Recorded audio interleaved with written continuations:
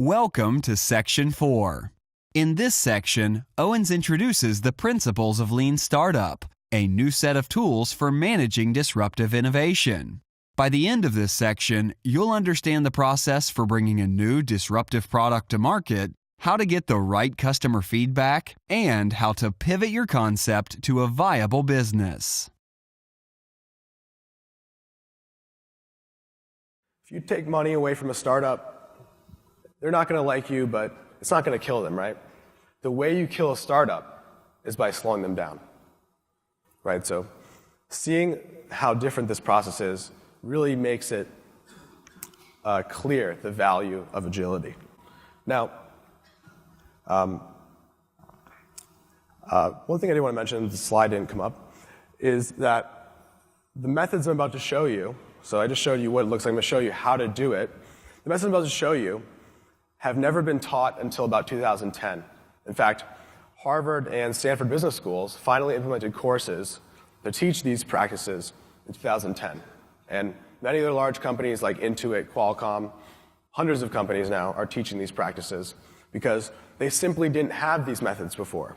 And so if you're on the phone with an executive and they got their MBA before 2010, guess what? These methods weren't a part of their curriculum.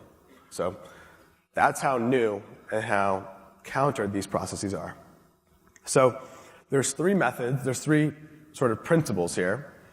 We've been teaching these all around the world. MVPs, pivots, and early adopters. And they all have an S because there's multiple of them in all cases. The first concept, oh, there's that slide. The first principle is minimum viable products. So remember, startups fail not because of technology, but because they build the wrong things. They waste time. They actually don't reach product market fit. And so if that's the case, well, then what we want to do is not spend all of our money on one product, right? We want to run experiments. We want to actually build the minimum amount that we need to learn if what we're going to do is actually what customers want. So the MVP actually isn't necessarily a product. It's just expending the minimum amount of effort that we need to learn if what we're going to do is what customers want. This is how we handle the uncertainty.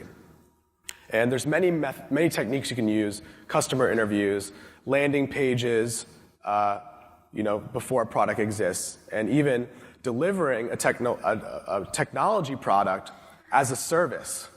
And entrepreneurs and innovators are using this approach to validate new businesses. The second principle is the idea of pivoting.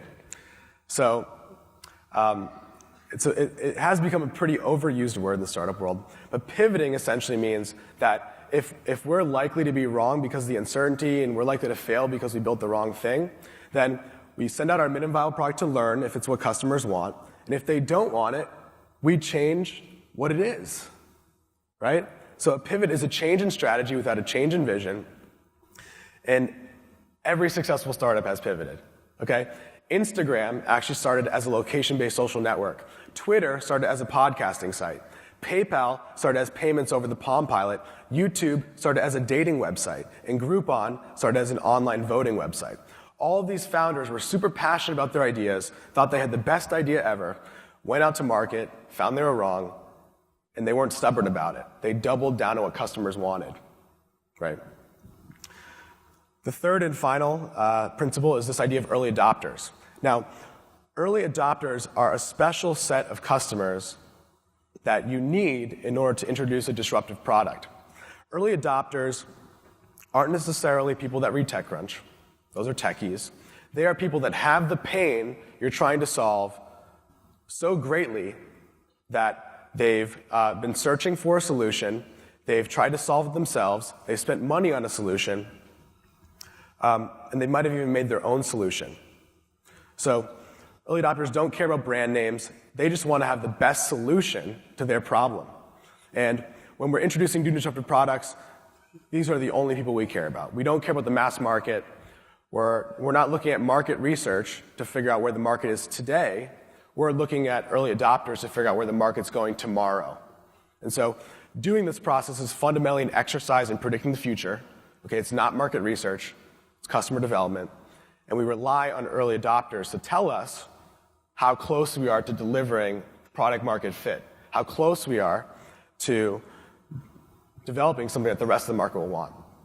And so here is a trick for you to identify early adopters, because when you're talking to somebody about their problem, about their idea, they look exactly like this.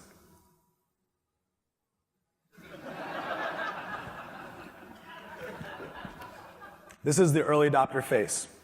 We call it the cookie monster. It's like giving a cookie to a cookie monster.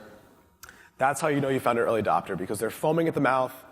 You've just told them something and drawn it on the back of a napkin. They want to buy it right now. Okay, that's an early adopter. And if you can't find early adopters, guess what? The product will never be successful. So those are the three principles of how you do the disruptive innovation.